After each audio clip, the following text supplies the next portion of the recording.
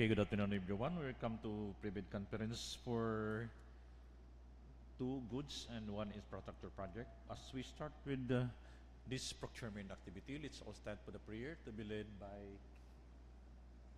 Engineer Orais. Thank you.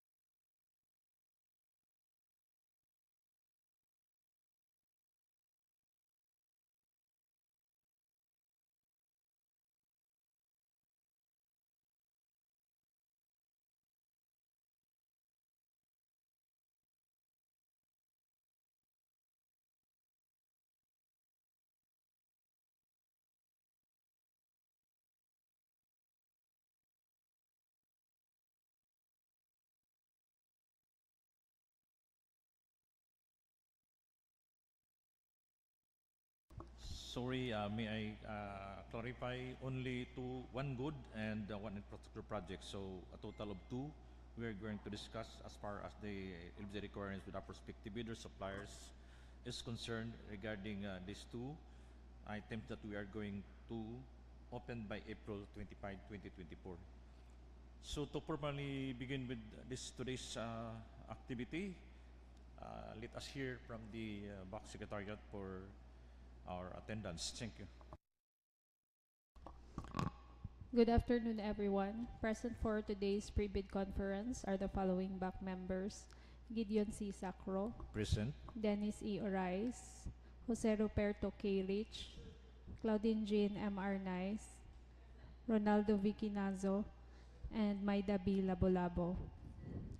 For BOC TWG, Clarence M. Romo, Present. John Sheldon B. Arhon, Aimee A. Pilar, I'm sorry, wala this is Mr. Arhon, Aimee A. Pilare, Luz Viminda A. Arnaiz, Joselito D. Altiveros III, and Roderick A. Rojas. For BOC Secretariat, yours truly, Lindale P. Saavedra. We also have our end user representative, Mr. Junelson L. Salazar, and representative from Civic Merchandising Incorporated, Mr. Chudolfo I. Suwan. That's all. Thank you. Thank you. And the rest citing the said attendance, I hereby declare this private conference a quorum. So you may say, what are these two goods that we are going to discuss?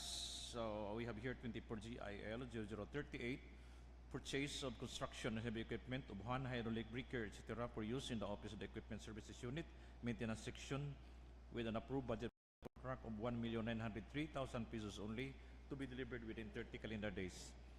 Then next is 24IL 0096, repair maintenance of SALOG REVETMENT 2, Barangay HILAAN, BONTOC South in Leyte, with an approved budget for the contract of 2,720,480 pesos only, to be completed within 90 calendar days.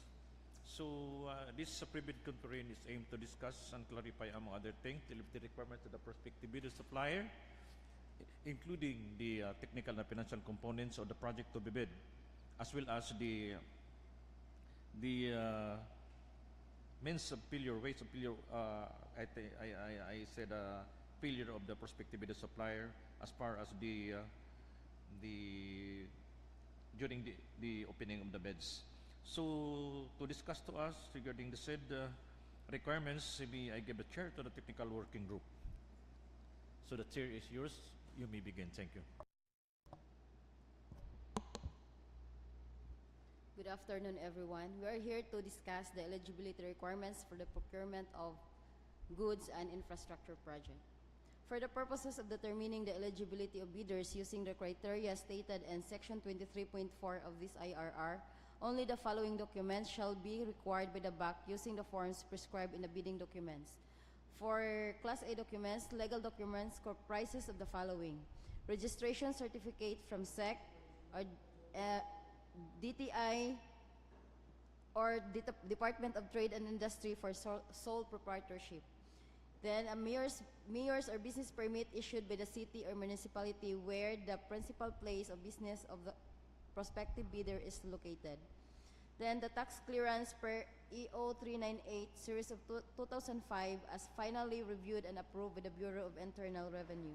For the technical documents, statement of the prospective bidder of all its ongoing government and private contracts, including contract awarded but not yet started, if any, whether similar or not similar in nature and complexity to the contract to be bid. Then a statement of the bidder's single largest completed contract or SLCC similar to the contract to be bid. Then a valid pickup license or a special pickup license in case of joint venture and registration for the type and cost of the contract to be bid.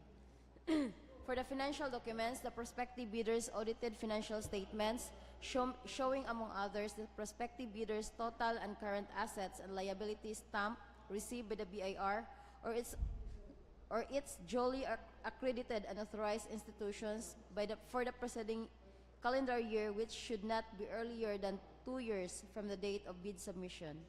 Then a prospective bidder's computation of net financial contracting capacity or the NFCC. For Class B documents, for procurement of goods, a valid joint venture agreement or GVA in case of the joint venture is already in existence. In the absence of GVA, the duly notarized statement from all potential joint venture partners should be included in the bid, stating that they will enter into and abide by provision of the GVA in the event that the bid is successful. Failure to enter into a joint venture in the event of a contract award shall be ground for the forfeiture of the bid security. For infrastructure projects, joint venture bidders shall submit a GVA in accordance with RA 4566 and its IRR.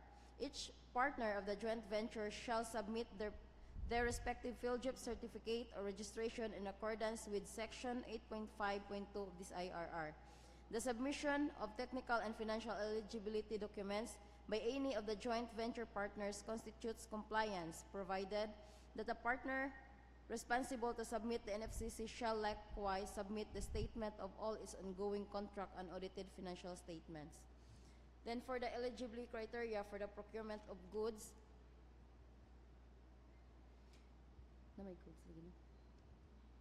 the following shall be eligible to participate in a bidding for the supply of goods: duly licensed Filipino citizens for sole proprietorships.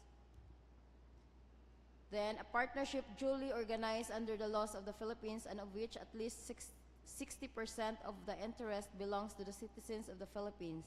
Then for corporation duly organized under the laws of the Philippines and of which at least 60% of the outstanding capital stock belongs to the citizens of the Philippines. Then for the procurement of infrastructure project, the following persons or entities shall be allowed to participate in the bidding for infrastructure projects: duly licensed Filipino citizens for sole proprietorship.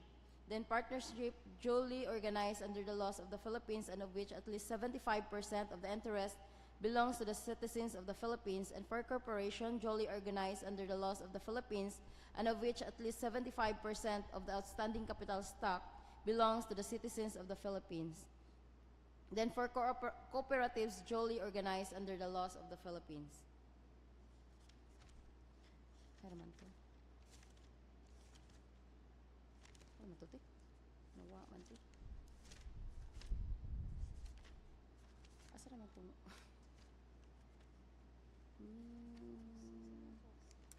Post ko. Nawa man to.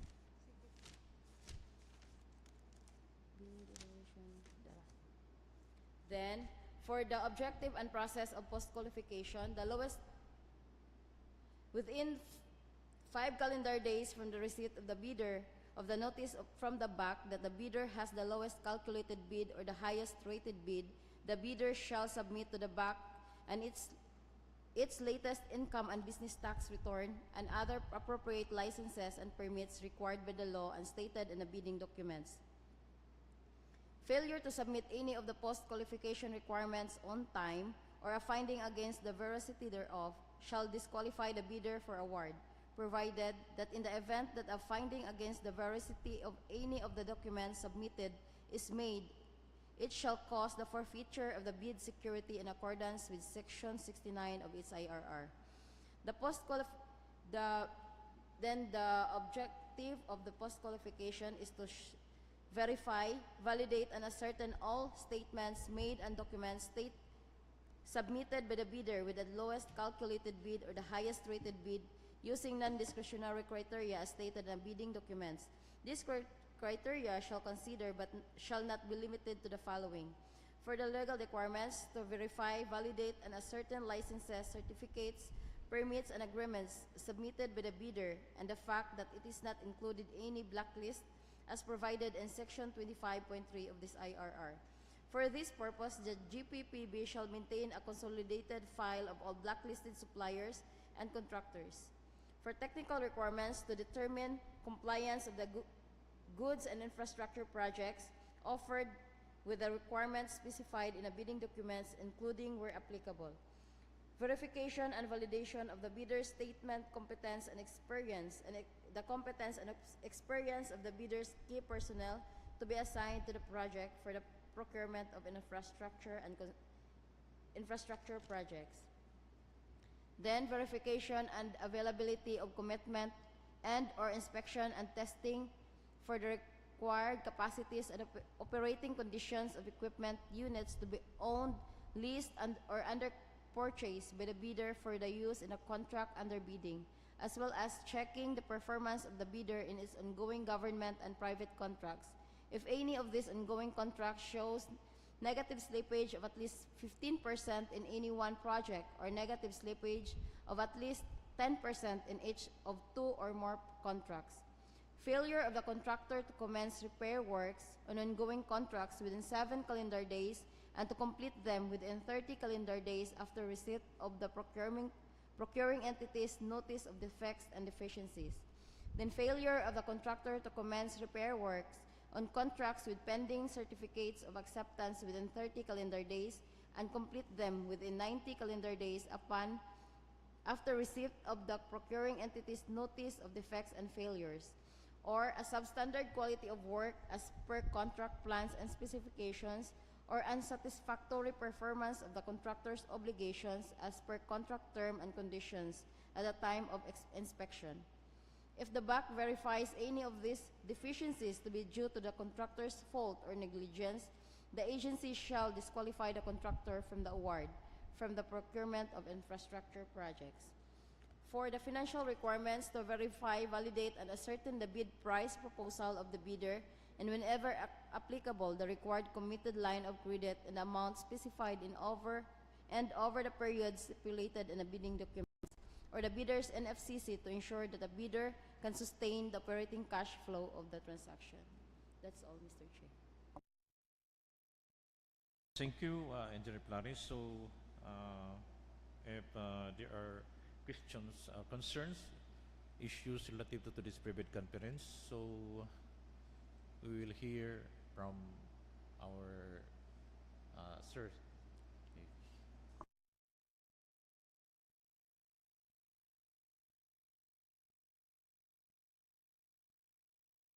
Any valuable inputs from among us?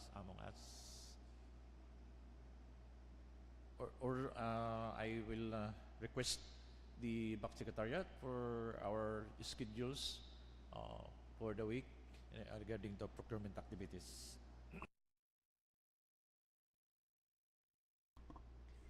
Good afternoon again. As of now, these are the scheduled procurement activities, barring any additional posting for RFQ. So far, maora ni. We have a bid opening on April 16, 2024, and bid opening for the contracts discussed today on April 25, 2024. That's all. Thank you.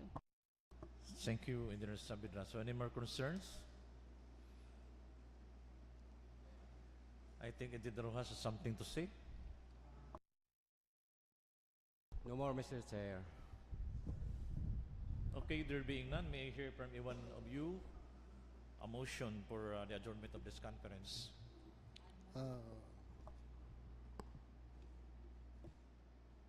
Mr. Chair, I think there's no more to be discussed, so I move for the adjournment of this pre-bidding activity.